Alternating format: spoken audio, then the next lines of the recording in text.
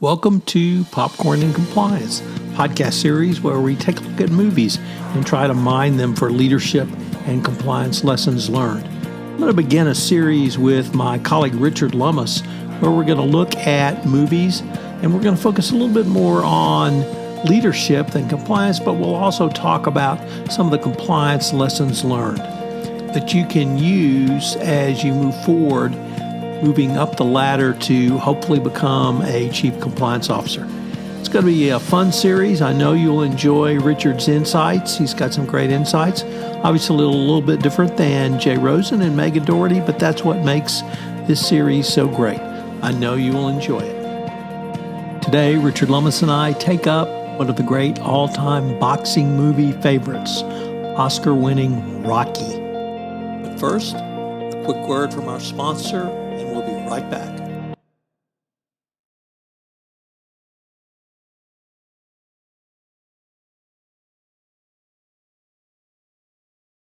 Hello, this is Richard Lummis, and I'm here with Tom Fox for another episode following our custom. We picked some Best Picture-winning films with leadership as a key theme to discuss. Our movie today needs little introduction, and I'm surprised we haven't covered it before.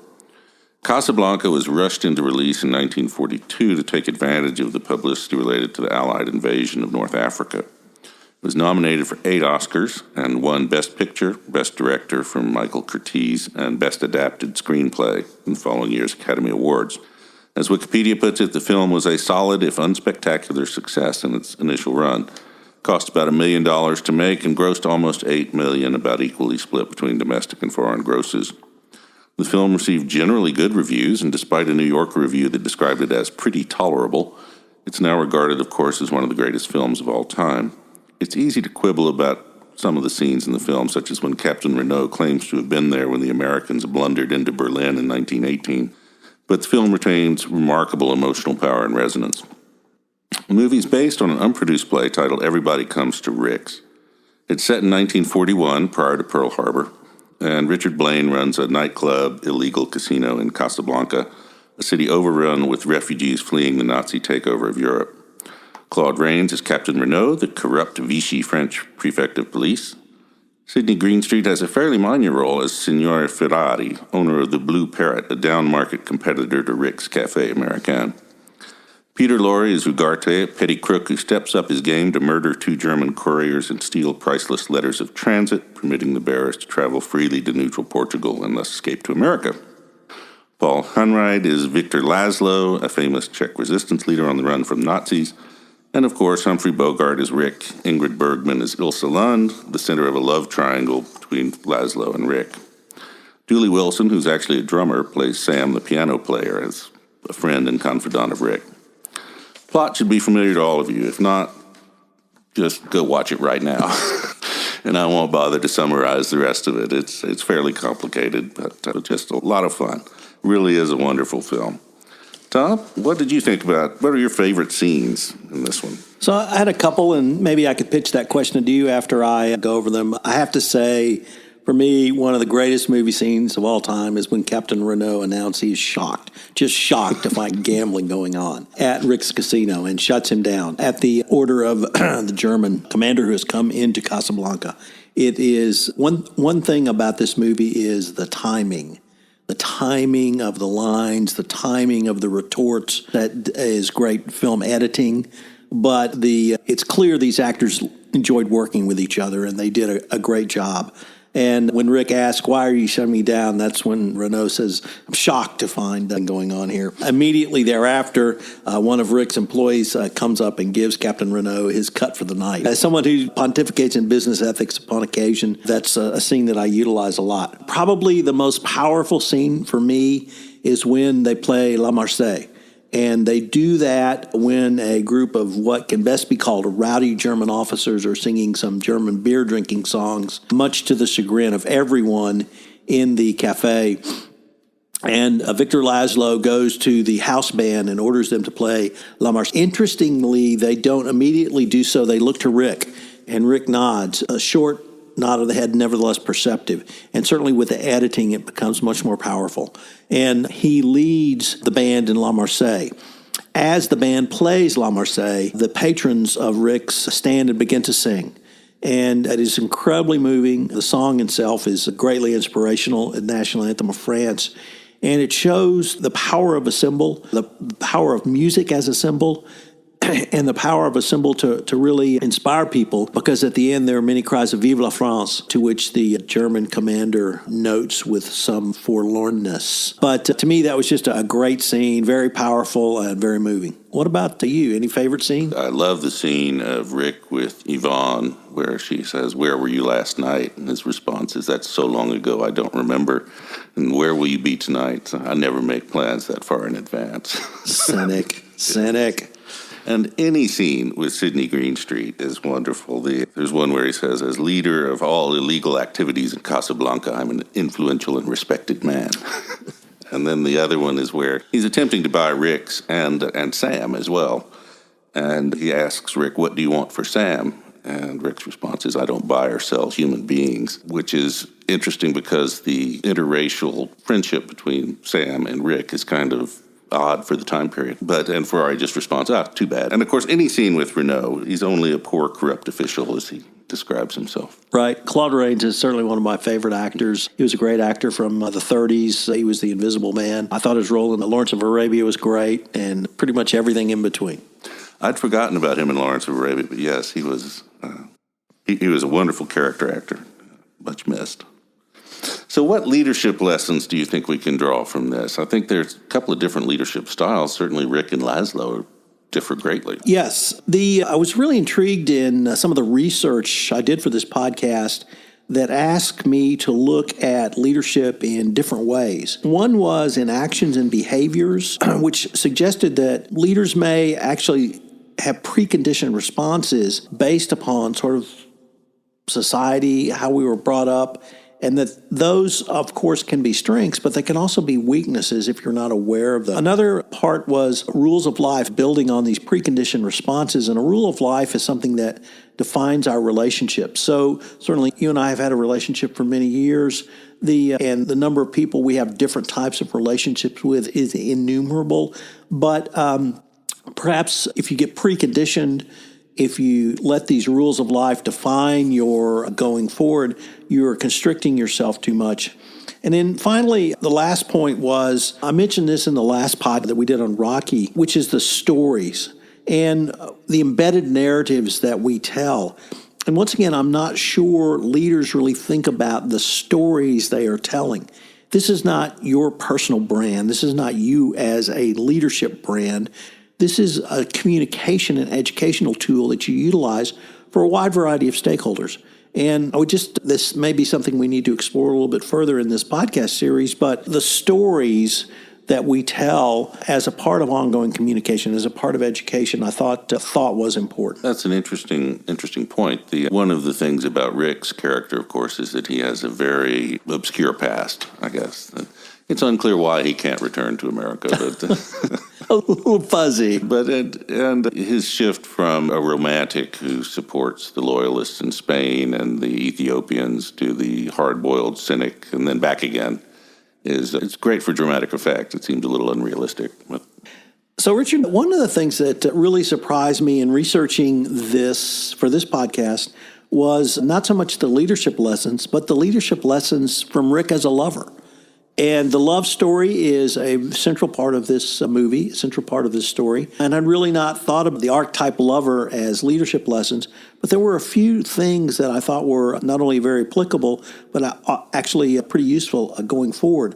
So number one, love leaders have a knack for helping individuals and groups appreciate each other. So as a leader, do you get those who work with you and for you to help each other? Second, love leaders often see themselves as peers, which was not something I'd really thought about. But to have that kind of relationship with another person, you have to have that type of, you're not lording over them. Number three, love leaders heal breaches through communication.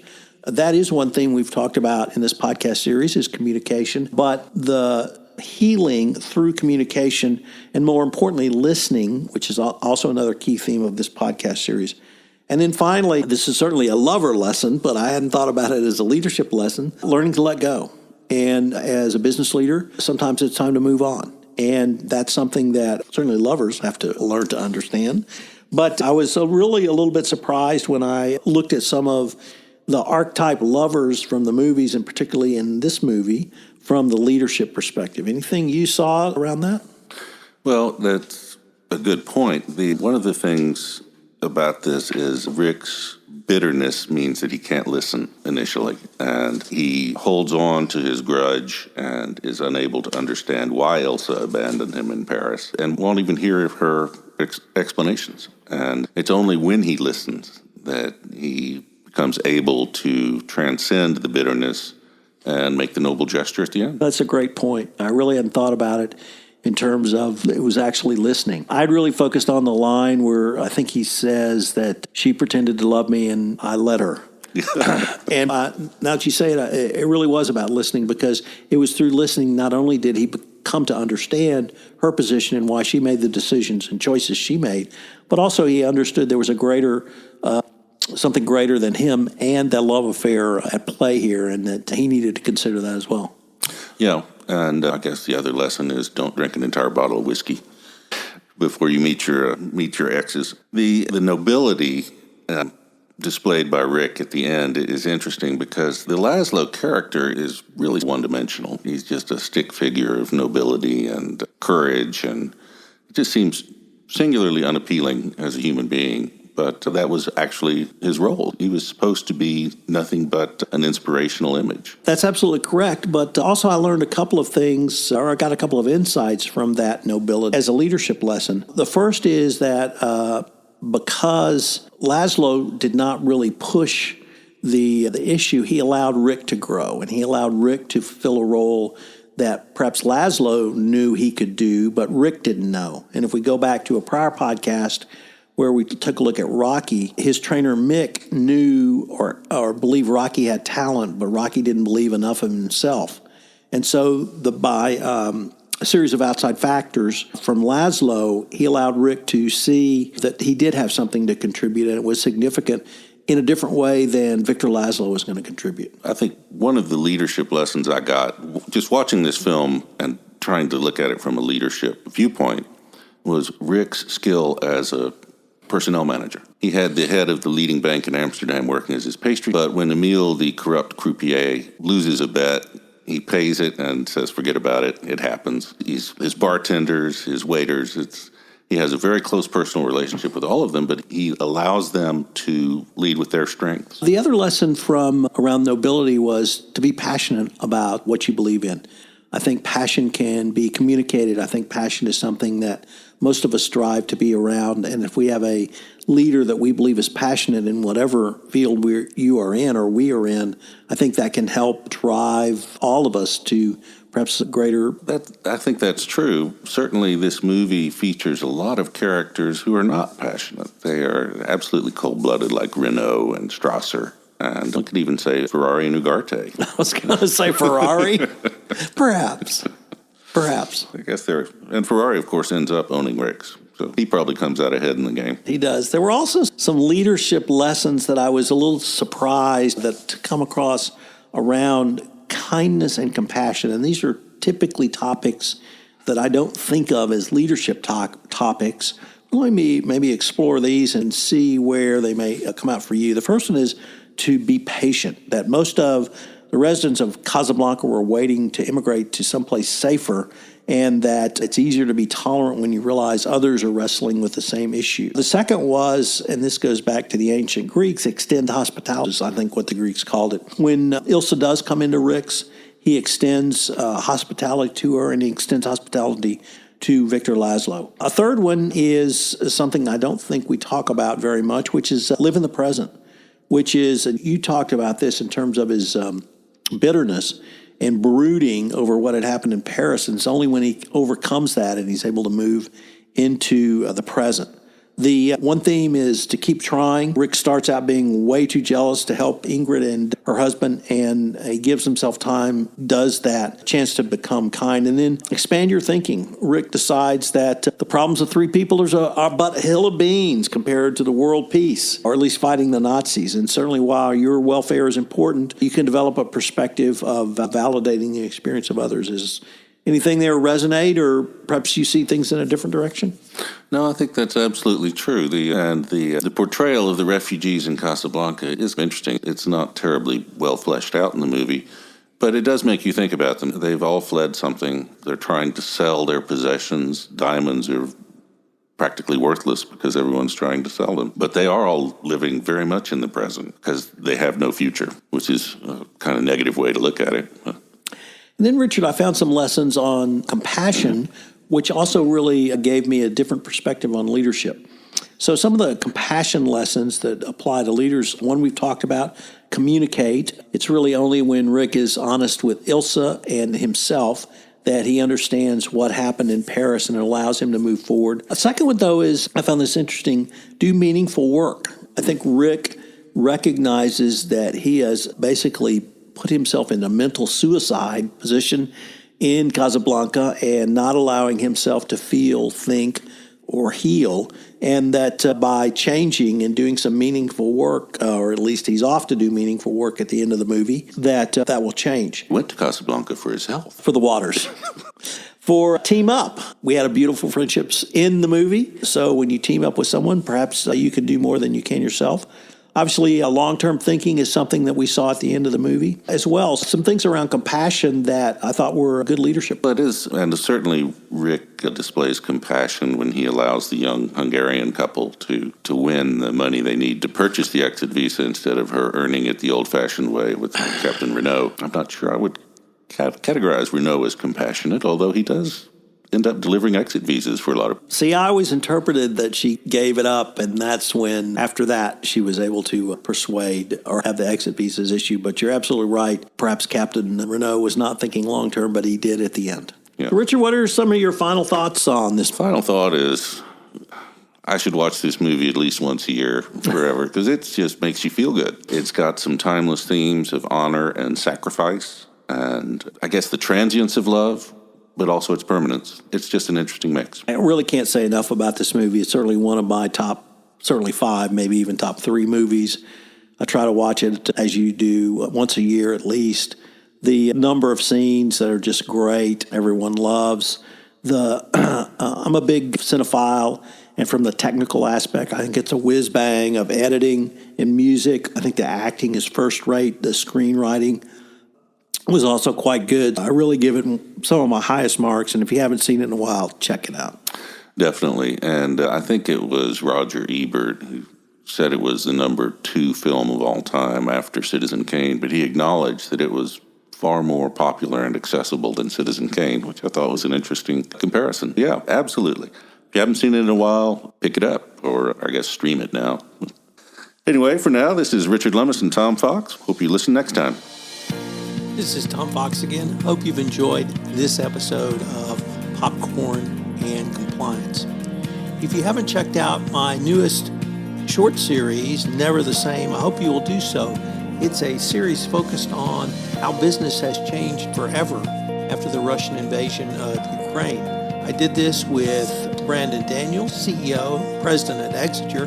We took up 5 topics: supply chain, trade and economic sanctions, and I brought anti-corruption compliance, cybersecurity, and ESG. I know you'll enjoy it and find it very interesting, all on the Compliance Podcast Network. We look forward to visiting with you again on Popcorn and Compliance.